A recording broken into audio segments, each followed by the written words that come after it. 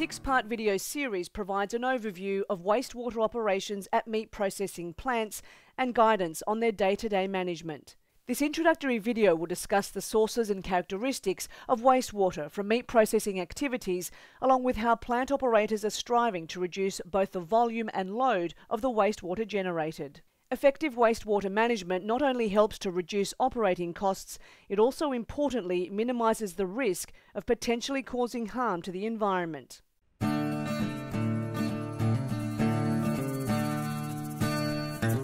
About 85% of all the fresh water flowing into meat processing plants will become wastewater. The majority of this wastewater is generated from cleaning and sterilising equipment. Some will also arise from the cooling and washing of stock and the washdown of yards and trucks, as well as processing activities such as washing casings, paunch, offal and rendering. Small amounts of wastewater are also generated from the use of amenities, hand, apron and boot washers, and from the operation of utilities such as cooling towers and boilers.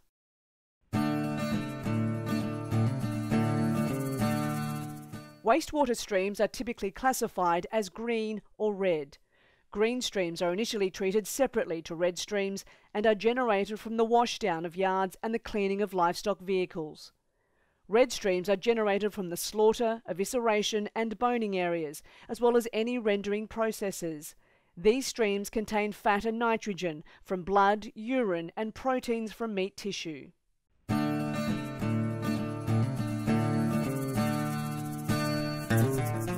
When looking at the characteristics of wastewater, we should consider both the volume of wastewater that needs to be treated as well as the wastewater's load.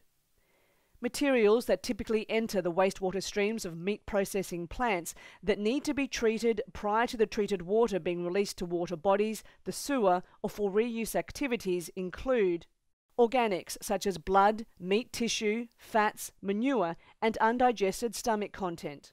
In poorly managed wastewater treatment systems, it is the degradation of these organics on site by bacteria that can cause odour issues. If the organics are not removed from the wastewater before being released, any remaining organic matter in the water will be broken down by microorganisms in the receiving water body. The breakdown process consumes oxygen that aquatic life need to survive. If released to the sewer, local authority sewage plants will need to work harder to remove these organics. For this reason, regulatory bodies apply limits to the amount of organic matter that meat processing plants can discharge. The amount of oxygen needed to break down pollutants is typically used as a measure to determine how successfully the organic matter has been removed from wastewater. The milligrams of oxygen per litre of wastewater that would be required by microorganisms to break down all the organic material remaining in wastewater over a period of 5 days is called BOD, or biological oxygen demand. Thus, if BOD levels are high, we can conclude there is still significant amounts of organic matter remaining in the wastewater. COD, or chemical oxygen demand, is similar. However, it indicates the amount of oxygen that would be required to break down organic matter and inorganic chemicals, such as those used for cleaning or sterilisation. These organic materials are also the source of nutrients such as nitrogen and phosphorus. If these nutrients are not removed adequately from wastewater disposed of to waterways, they may cause algal blooms that can negatively impact on aquatic ecosystems and human health. Wastewater can also contain salt from urine or from processes such as rendering or hide processing. It can even be present in the water supply itself, for example in bore water. The removal of salt is particularly important for plants where treated wastewater is irrigated, as the concentration of salt can be detrimental to soils and any nearby water bodies. Cleaning and disinfection agents can also contain chlorine, salts and surfactants that help separate fats and dirt from the wastewater. These chemicals can be toxic for aquatic life and also affect the pH of wastewater. Wastewater will also contain microorganisms, particularly from animal manure and paunch. Many of these microorganisms are not harmful. Many, in fact, assist in treating the wastewater. However, potentially pathogenic or disease-forming microorganisms need to be removed. The temperature of wastewater from meat plants also varies widely, from hot to cool. Temperature can affect, for example, how fats are treated, as they tend to liquefy in water greater than 38 degrees Celsius and are difficult to capture. There may also be licensing conditions on the temperature of wastewater that can be released. The actual volume of wastewater a meat processing plant generates is obviously affected by the amount of water used. This varies from plant to plant, according to the number and type of animals processed, market or export requirements, the age and layout of the abattoir, and the amount of value adding performed. For example, one plant might sell wholesale boxed meat sides, while another may sell more highly processed retail packs. The exclusion of uncontaminated stormwater from wastewater treatment areas can also significantly reduce volumetric loads.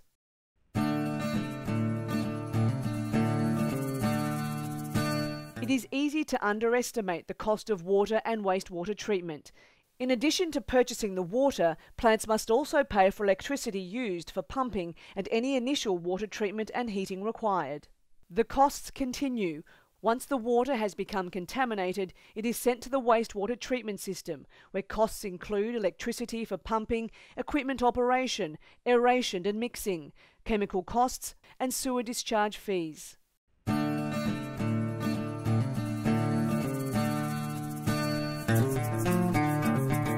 In order to reduce costs, it makes sense to undertake measures to improve water use efficiency.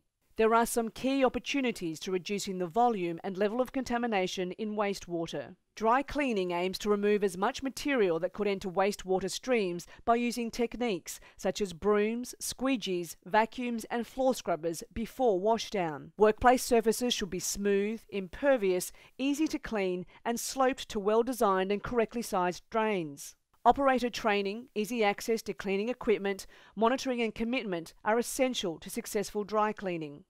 The use of low-flow, high-pressure hoses with trigger nozzles is widely practiced in areas where aerosols that may contain contaminants is not a problem. Check to see if the diameters of hoses can be reduced.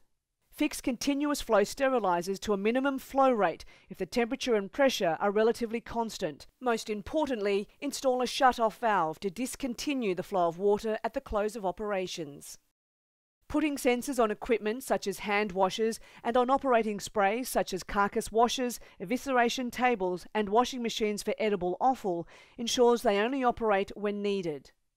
Water flow rates should also be optimised and nozzles carefully selected and maintained. For a comprehensive list of opportunities, see the Wastewater Management Manual. Prior to starting the water efficiency program here at Dimore, our water consumption on site was around 5.5 megalitres per day. Our wastewater treatment facility accommodates 6 megalitres per day, so we could see that our facility was getting stretched to the limit. We looked at spending some capital to expand the wastewater treatment system, but at the end of the day we realised that we weren't really addressing the problem, we were just addressing the symptoms. The water efficiency program involved establishing a committee. We also started mapping our water and installing more water meters. We also started a comprehensive training and awareness program for the whole site. So some of the initiatives we took in this program was we installed water efficient nozzles. Sensors were also installed, and we also found other applications for recycled water around site. As a result of the campaign, our town water consumption had reduced down to 4.5 megalitres per day, which saved us approximately 184 megalitres per annum. The overall performance of the wastewater treatment system had improved. It delayed capital expenditure of around $2 million and saved around $300,000 per annum in water purchasing and treatment costs alone.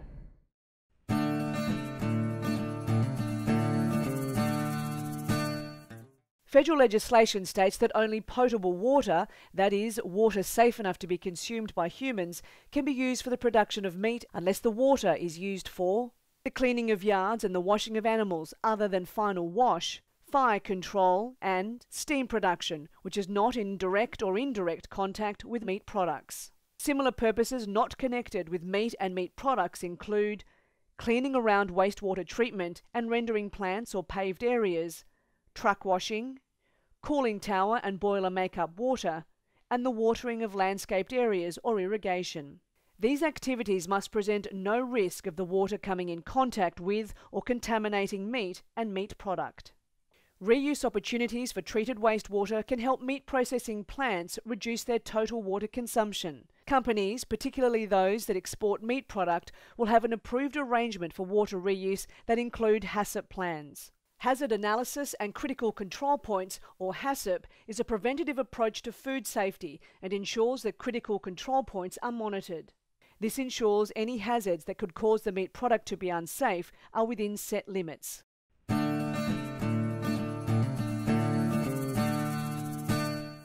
Whether it is reused or not, ultimately treated wastewater will be disposed of to the sewer, water bodies such as rivers, or irrigated. The disposal choice will often depend on the plant's location and its surrounding environment. The choice to reuse wastewater and the disposal method will impact on the level of treatment required. There are 3 main wastewater treatment levels. Primary treatment to remove suspended solids and oil and grease. Secondary treatment to remove nutrients, organics and pathogens. Tertiary treatment for disinfection. The required regulatory disposable standard varies from state to state and local jurisdictions. Different types of wastewater treatment and operator responsibilities will be addressed in the next 5 videos of this 6-part series on treating wastewater for meat processing plants.